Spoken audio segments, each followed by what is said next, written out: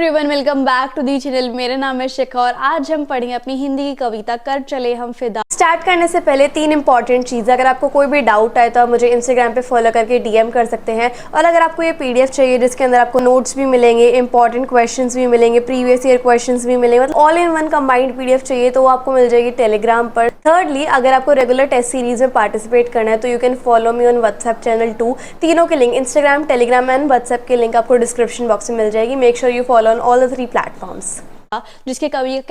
जिसके कवि का क्या नाम है? कैफी आजमी। तो सबसे पहले हम पंक्ति नंबर 1 पर चलते हैं। कर चले हम फिदा से लेकर वतन साथियों तक। ठीक है, अब यहाँ पर इन पंक्तियों में जैसे देखो प्रसंग क्या होता है, जिसमें आपको बताना होता है कि ये पंक्तियाँ कहाँ से ली गई है। स्पर्श भाग 2 से, जो कि पाठ्य पुस्तक है। कवि का नाम क्या है? कैफी आजमी। और फिर आपको एक लाइन बतानी है कि कवि जो है वो क्या कहना चाहता है, और फिर आपको व्याख्या लिखनी होती है। ठीक है, वैसे तो एग्जाम में अब ऐसे क्वेश्चन आते नहीं हैं, बट फिर भी आपको पता होना चाहिए। इन पंक्तियों में कवि एक वीर सैनिक का अपने देशवासियों के लिए आखिरी संदेश जो है उनका वर्णन दे रहे हैं। ठीक है, अब यहाँ पर कवि क्या कहना चाहते हैं कि सैनिक जो है अपने आखिरी संदेश देते हुए देशवासियों को क्या कहते हैं कि वो अपने प्राणों को देश हित के लिए न्यौछावर कर रहे हैं, कि सैनिक जो है अपने प्राण त्याग रहे हैं किसके लिए? देश के हित के लिए।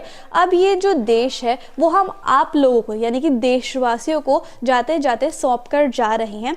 सैनिक उस दृश्य का वर्णन कर रहे हैं, मतलब ये उस सीन की बात हो रही है जब दुश्मनों ने देश पर हमला कर दिया है। सैनिक कहते हैं कि अब हमारी सांसें जो हैं वो हमारा सांस नहीं दे रही हैं, जो हमारी नसें हैं, जो हमारी नाड़ियां हैं, उनमें खून जमता जा रहा है, फिर भी हम जो है अपने कदमों को आगे बढ़ाए हुए हैं और दुश्मनों को पीछे धकेलते जा रहे हैं। सैनिक गर्व से कहते हैं कि अगर हमें अपना सिर भी कटवाना पड़े तो हम खुशी खुशी कटवा देंगे, लेकिन हमारा जो प्रतीक है यानी कि हमारा जो हिमालय है उसको झुकने नहीं देंगे। ठीक है, अर्थात हिमालय पर दुश्मनों के कदम जो है वो नहीं पड़ने देंगे। हम मरते दम तक वीरता के साथ, मतलब खूब जोश के साथ दुश्मनों का मुकाबला करते रहे। लेकिन अब जैसे हमारी सांसें हमारा साथ नहीं दे रही हैं तो अब देश की जो रक्षा है उसका भार आप देशवासियों को सौंप रहे हैं। अब अगली पंक्ति पे चलते हैं। जिंदा रहने के मौसम से लेकर वतन साथियों तक। ठीक है, यहाँ पर कवि क्या कहते हैं कि सैनिक के बलिदान का भावनात्मक रूप से वर्णन कर रहे हैं, कि सैनिक के बलिदान की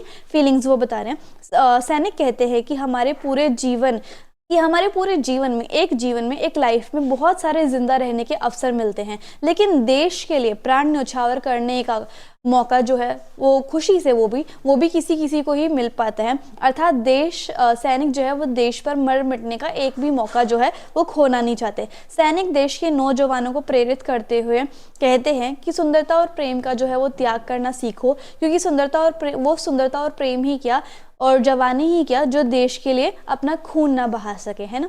सैनिक जो है वो देश की धरती को दुल्हन की तरह मानते हैं और कहते हैं कि जिस तरह दुल्हन को एक स्वयंवर में पाने के लिए राजा जो है वो हर मुश्किल को पार कर लेते हैं, उसी तरह तुम भी ये जो धरती माँ हमारी दुल्हन है इसको दुश्मनों से बचा कर रखना, क्योंकि अब हम देश की रक्षा का दायित्व, जो जिम्मेदारी है देश की रक्षा की, वो तुम्हारे ऊपर छोड़ के जा रहे हैं, यानी कि देशवासियों पर छोड़कर जा रहे हैं, क्योंकि हमारी सांसें जो है हमारा साथ नहीं दे रही हैं। अगली पंक्ति पर आते हैं। राह कुर्बानियों से लेकर वतन साथियों तक। यहाँ पर सैनिक जो है वो देशवासियों को देश के लिए बलिदान देने के लिए तैयार होने को कह रहे हैं, कि अब देशवासियों को बलिदान देना होगा।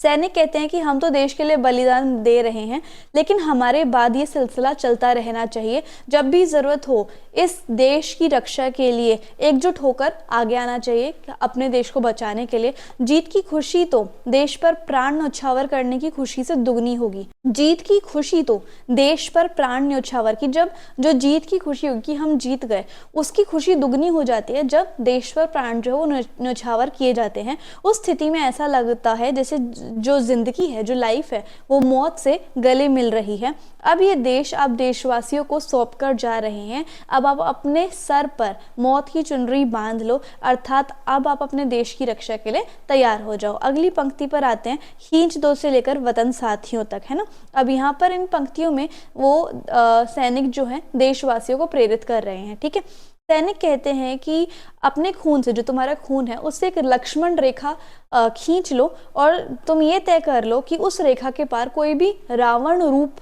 जैसा दुश्मन जो है वो पार ना आए उस लक्ष्मण रेखा से, ठीक है।